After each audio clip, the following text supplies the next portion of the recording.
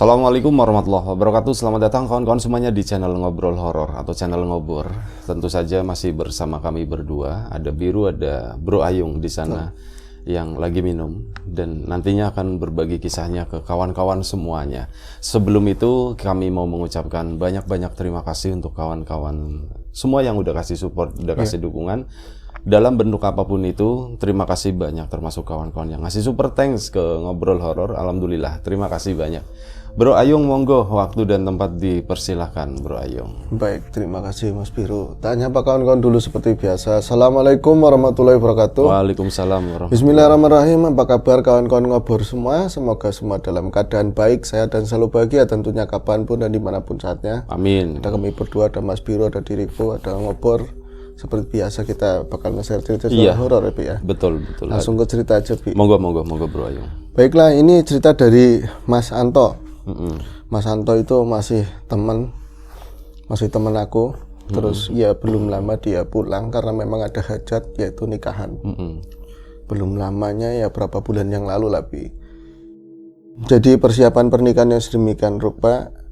Terus begitu alotnya, dia bilang alot karena memang ada, kalau keluarganya sendiri, keluarga saya gitu ya, saya Anto, termasuk orang yang ribetnya harus pakai hitung-hitungan macam-macam gitu loh.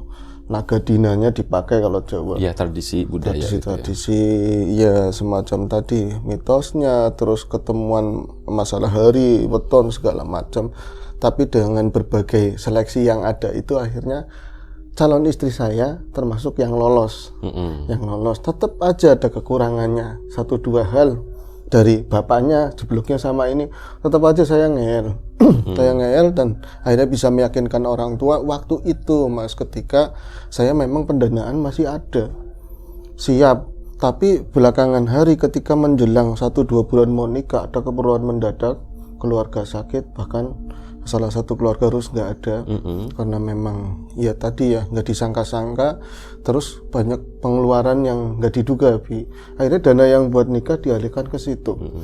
Saya seadanya, tapi udah ditentukan kan pernikahan, harinya kapan, udah macam-macam, dan itu aku serahin semua, hampir 80% itu di pihak istri. Nanti saya tinggal pendanaannya dan lain-lain. Itu pun harus banyak yang di cancel karena memang ya tadi ya dana yang nggak cukup. Beruntung aku bisa meyakinkan calon istri. Saya bilang kalau misalnya alih-alih memang saya ngeles karena memang duitnya kurang, mendingan kita berangkat dari ketiadaan. Jadi adanya mipil, kita nikmatin prosesnya, nanti pelan-pelan kita bisa kayak orang-orang, bisa yang kita pengenin lah nanti seperti apa, daripada langsung persiapan macam-macam setelah nikah plong-plong bingung. Itu masuk akalnya calon istri dan mertua mengaminkan. Itu tuh pusing aja, Mas. Cuman dari awal saya pacaran ada pihak keluarga istri yang kurang srek sama saya. Bukan masalah apa-apa, saya itu nggak paham masalah klinik, nggak paham masalah perdukunan, apalagi yang lihat yang makhluk-makhluk gaib tak kasat mata itu. Apa itu, saya percaya, tapi saya nggak pernah menyelami dan nggak pernah melihat seperti itu. Tapi karena mbah saya dan katanya Mbah Buyut juga orang pintar, itu kayak punya dendam turunan, dendam pribadi antara pihaknya istri sebelah sana, tapi bukan orang tuanya langsung, lebih kayak uaknya gitu loh. Ya, uaknya yang dia nggak terima, maksudnya jangan sama si Anton, dengan si Anton itu turunannya ini nanti bakalan begini-begini, tanda-tandanya banyak lah. Jadi dari awal kita pacaran sering ketemu, udah sering dihantam sama pihaknya itu tadi uangnya. Ya omongan, hasutan supaya nggak jadi lah seperti baru itu. Duduk sebentar langsung, ayo lagi apa gitu. Iya, yuk lagi apa? Aja dicucu. Maksudnya nanti ini begini begitulah. Tapi ya niat kami kuat, beruntung mertua bisa saya yakinkan, akhirnya kita jadi menikah. Nah, seperti orang lain ya, namanya orang Jawa umumnya kan laki-laki ikut sama istri. Aku pun ikut sama istri. Dan tadi, Mas, awal kan saya lagi duit yang nggak punya, terus kerjaan juga lagi nggak ada sama sekali, nggak ngerti setelah nikah juga mau apa. Yang ada cuma niat, nanti ada modal sedikit mungkin lebihan buat bayar tenda dan lain-lain. Aku buat modal apa, kayak kelilingan atau nge-grab atau apa aja wis lah ya. Itu lagi bingung-bingung begini ya, saya pindahkan ke tempatnya istri di sana. Sedikit gambaran, di rumahnya istri itu di depannya memang ada jalan kecil, dekatnya musola juga, rame lah, bisa dibilang itu kayak jalan alternatif. Kalau menghindari jalan gede itu bisa lewat situ. Tapi belakangnya itu masih, kalau belantara masih mending. Kalau kebun-kebun yang memang tanaman doang, terus rumput-rumputan hilang masih mending. Tapi belakangnya itu, situ pasti paham daerah saya, ya paham. Tapi ya udah lama nggak ke sana. Itu sampai sekarang, percaya atau enggak Mas, itu kali mati kayak gitu, masih ngecembong banyu di mana-mana itu air, tapi banyak pohon-pohonan yang gede konon itu udah umurnya ratusan tahun, widakan tahun sampai. Itu zaman Nabi Adam itu. Iya, itu yang buat kapal Nabi Nuh bisa diambil dari situ. Ranting. Itu gede-gede banget pohon-pohonnya, dari pohon sengon, bukan sengon apa ya namanya? Ya pohon-pohon seperti itu yang daunnya lebar-lebar lah. Asam lah, pohon asam. Asam ada, asam. Itu gue nanam itu. Oh itu, tapi baru tukulan. Apa ada berapa biji? Yang lain itu dominasinya randu, yang cucusannya aja lancip-lancip udah gede banget karena emang randu gede. Jerawatnya randu di bagian bawah biasanya lancip-lancip. Itu akar-akarnya aja bisa buat umpetan bocah berapa itu bisa. Sampean kalau ke sana, saya aja kan mertua itu punya ingon-ingonnya, kayak bebek, terus entok. Nanti kalau misalnya Tirek itu. Tirek itu. Tirek gini kan kalau ngejar kan. Tyrannosaurus, buaya. Iya, itu ingon-ingonnya banyak. Itu tinggal diumbar ke belakang itu karena air semua, nanti pulang sendiri. Makmur ya di situ. Makmur, makanya saya nggak bingung.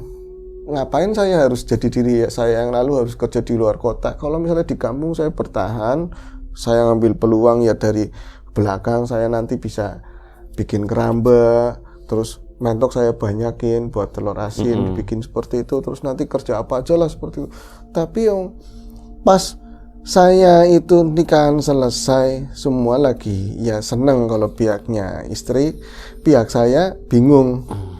Kata ibu saya, kamu habis ini mau ngasih apa? Mau maksudnya gimana? Pihak istri seneng, iya. Pihaknya si Anton bingung. Bingungnya terutama orang pihak tua. istrinya seneng gimana? Oh maksudnya udah punya menantu gitu. Udah punya menantu, udah selesai acaranya. Yang dinanti kan sempat mundur-mundur karena memang masalah dana, tapi kan nggak diungkapin.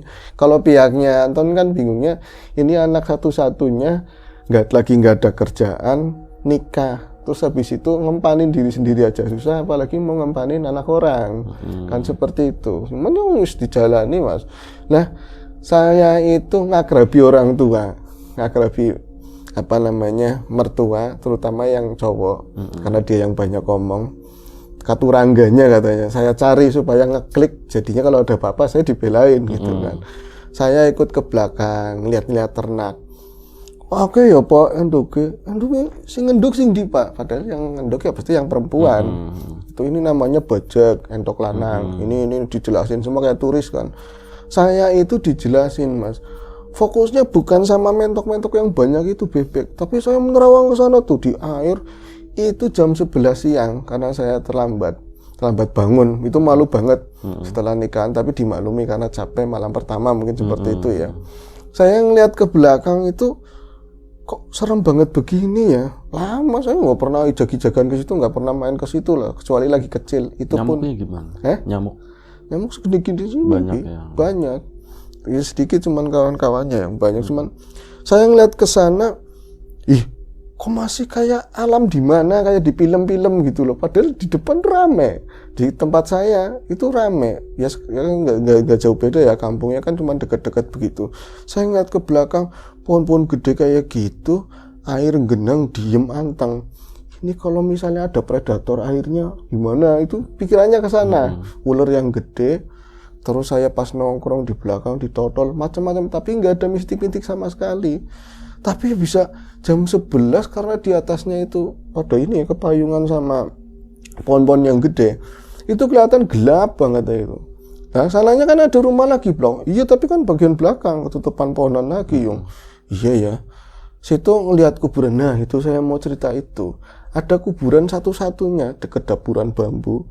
Dapuran bambu itu pun satu-satunya cuman lebar. Yang lain itu pohon pisangnya nggak kerawat dan kebenem sama air. Bawahnya itu pongkornya itu gelap air gitu ya. Di sana itu ada kuburan Yang saya bikin rada aneh, kuburan itu cuman satu, nisannya dari kayu.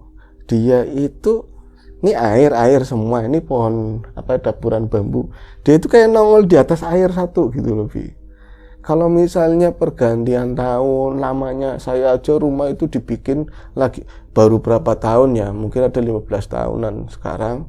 Terus saya sebelum bikin rumah itu saya di rumahnya Mbah, saya pernah main ke situ, kuburan itu ada. Itu nggak ada pergeseran sama sekali, apa tambah terbenam atau apa, itu nggak. Saya ngeliat, yakin serem juga ya kalau ngeliat ke situ. Wis kan, saya cerita sama istri, kuburan itu kalau ini ada yang sering ziarah apa enggak? Ya boro-boro wong kuburan itu aja nggak ada yang tahu siapa pemiliknya, siapa yang dimakamin di situ, nggak ada.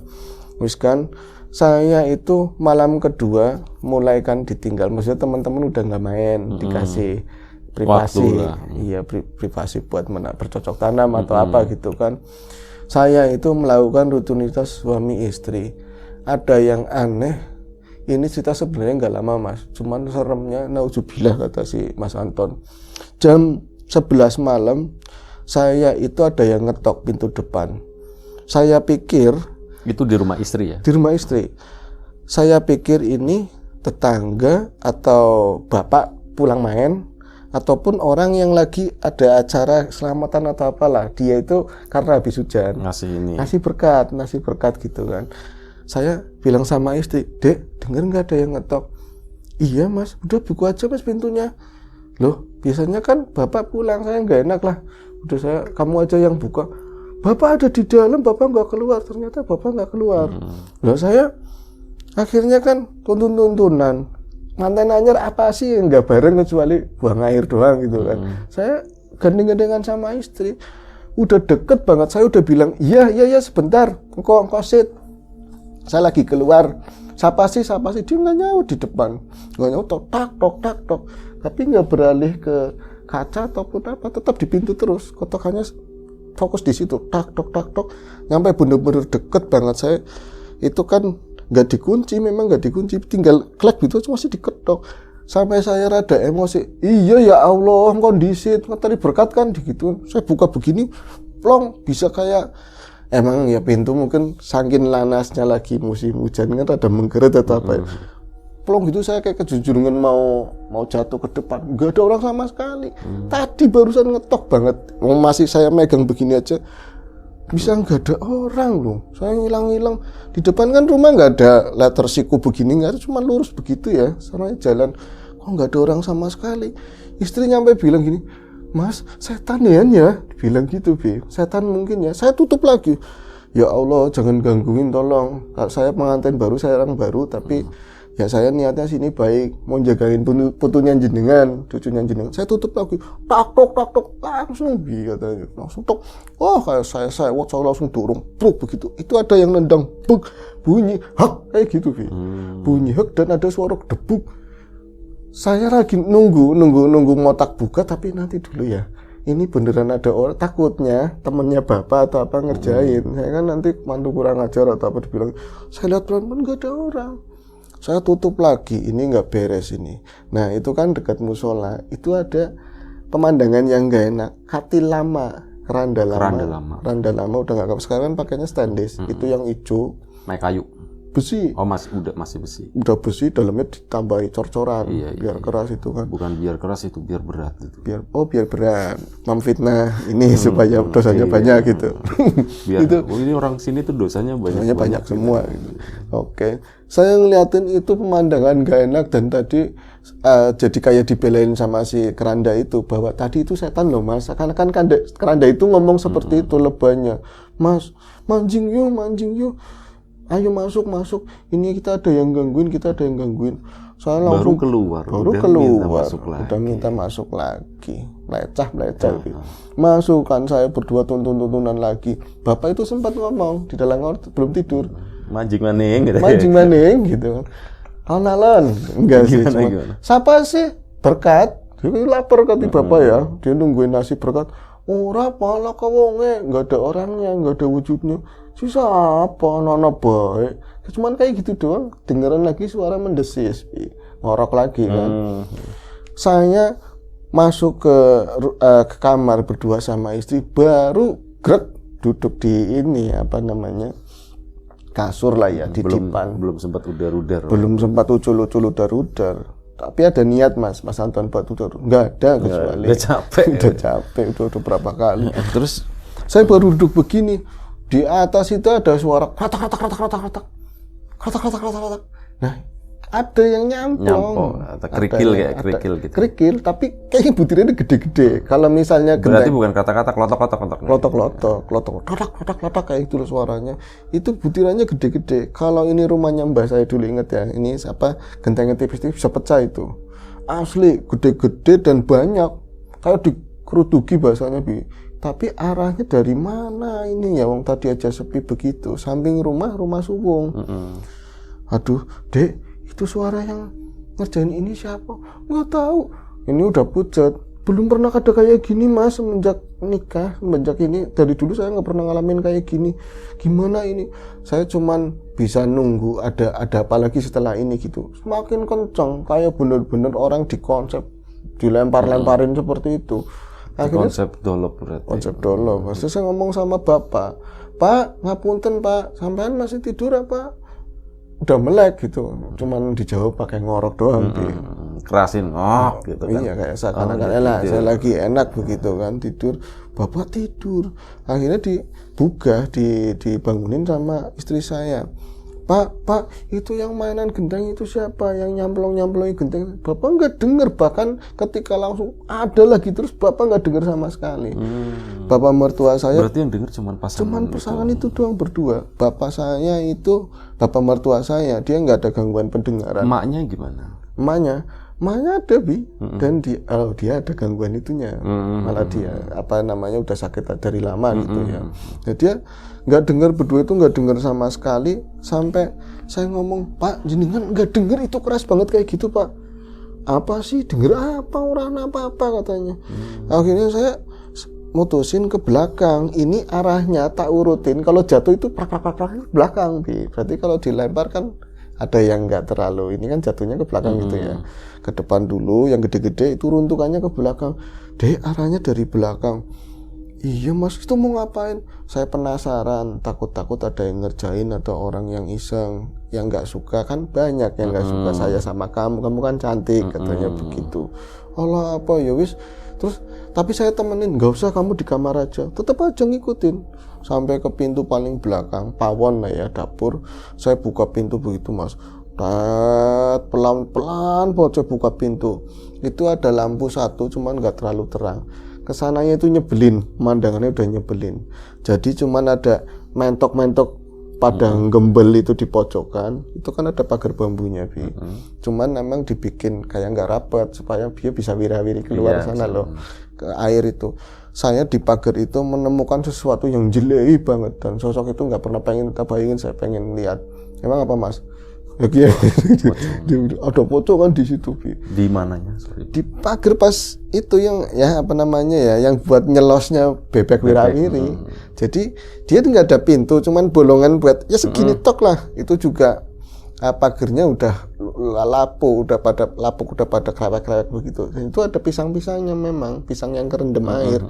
Itu lagi berdiri di situ, dan saya sepersekian detik nggak takut nggak apa. Saya pikir, saya tahu itu pocong, tapi pocong kayak biasa di tadinya pas saya ngeliat istri, saya bilang, Dek, pocong Mas, dia udah langsung lihat, langsung ngumpet di sini, langsung ngumpet di belakang saya. Oh ya Mas, masuk. Saya ketakutan, tapi kayak naluri laki-laki, kayak pengen melindungi, dan lu yang lempar. Tapi bagaimana saya mau nuduh, dia aja tangannya kan begini. Iya, susah, nggak bisa lempar. Saya sempat ngomong, dalam takutnya saya itu gila katanya. Saya dibilang angkat tangan gitu. Suruh angkat tangan. Ya nggak suruh angkat tangan, tapi saking stresnya saya itu antara takut dan gagahan. Saya bilang, aja nyomplongi. Saya tuduh begitu. Dia bilangin ura. Tangan saya aja begini, enggak. Tapi dia cuma diem, rada glek. Mukanya kelihatan, Mas Anton. Mukanya nggak kelihatan, cuman petang gelap di bagian situ, gelap semuanya. Dan itu mirip-mirip sama gedebok pisan loh, warna-warnanya. Iya. Ya, karena memang jauh lah seperti itu. tadinya mungkin tak kira itu kayak waring atau itu tadi apa karung-karung apalah, tapi karena bergerak itu semakin kontras dan itu benar-benar pocong. Saya bilang gini, jangan lempar-lempar, ini nyamplongi, berani-beraninya nyamplongi. Kalau berani saya mandek, berani mau ngapain ya? Kok berani banget saya ngomong kayak gitu. Dia itu bukannya masuk ke sana area yang lebih gelap, tambah keluar, tambah deketin ke arah tengah gini loh, maksudnya ke samping-sampingnya tadi bebek-bebek gitu loh. Kok bebek nggak ada yang ngerasa? Biasanya kan hewan-hewan itu sensitif, bosen kan? Udah bosen, udah biasa ngeliat itu jelek kayak gitu. Saya ngeliatnya pokoknya nggak fokus di bawahnya, yang jelas makin dekat saya semakin takut. Panapa, tapi udah setengah nangis. Tangin takutnya saya, panapa, marani mene panapa, kesini tuh mau ngapain? Kamu yang nyamplong, wis orang genah saya ngomong, orang genah lah pokoknya, saya ngomong nggak jelas. Istri saya, dek itu ngepong, udah masuk duluan. Saya langsung kayak nggak bisa ngapa-ngapain begitu loh, saya nggak bisa ngapa-ngapain, jadi kayak di hadapan sama si pocong itu cuman beberapa langkah, benar-benar makin deket, dan dia itu nggak melangkah atau mencolot atau loncat kayak yang digambarin di YouTube atau enggak sama sekali. Dia itu geser lus, itu makin dekat ke arah saya, dan di situ saya bisa melihat di situ isinya tanah semua. Saya nggak bisa melihat itu ada matanya, ada itu hanya tanah, dan sekali kayak ada yang jatuh gitu loh. Panapa itu baru keinget, ya Allah, astagfirullahaladzim. Tapi orang lagi takut kayak gitu, dia itu nggak ngaruh nggak apa, ya seakan-akan dia itu, ayo lo mau ngapain. Tapi di sini kayak ada pelembus kayak gitunya katanya, nggak tahu itu, dia bilangnya kayak ada gerakan di dalamnya, ada kayak gitu. Terus kamu yang lempar ya, itu terbata-bata. Saya ngomong terbata-bata kayak gitu, dia itu nggak jawab apapun, tahu-tahu layang gitu, kayak bukan mencolot, bukan meloncat, tadi dia lebih kayak miring set. Itu kayak ada kandang ayam, itu kandang lama tapi nggak ada isinya, ke arah belakang itu set hilang, benar-benar hilang. Tapi saya ngeliat prosesnya, ke sana makin gelap, sana hilang. Saya itu dalam takut yang nggak bisa ngapa-ngapain, tahu-tahu kaki itu bisa melangkah, dan bukannya mundur ke belakang itu nutup pintu, ngejar, penasaran nggak tahu. Saya ngeliat begitu nggak ada apa-apa. Itu kan karena saya nengok sebelah kanan, pas saya nengok sebelah kiri, di bolongan pagar. Yang tadi pagar itu banyak banget sosok yang sama itu kayak antrian apalah itu, sampai ke tengah-tengah air sana itu banyak banget sosok kayak gitu. Saya udah nggak bisa ngapa-ngapain kayak itu, mau ngomong pocong aja nggak bisa, mau ngomong itu hantu atau apa, saya meminta tolong sama siapa, mau nggak bisa ngapa-ngapain, cuman saya nuding doang begini, nggak bisa dilukiskan saya takutnya kayak apa. Tapi seakan-akan batin itu masih ada sempat ngomong, kamu yang lempar-lemparin gendeng ya, kamu itu. Mereka seakan-akan iya semua, seakan mereka mengiyakan tapi nggak ada kata-kata. Terus saya tahu ini kepala itu sekarang rambutnya saya nggak pengen potong. Nikah orang-orang suruh potong biar mangling, saya nggak mau karena udah saking pusing banget. Tahu-tahu udah dijambak begini, mancing gituin masuk.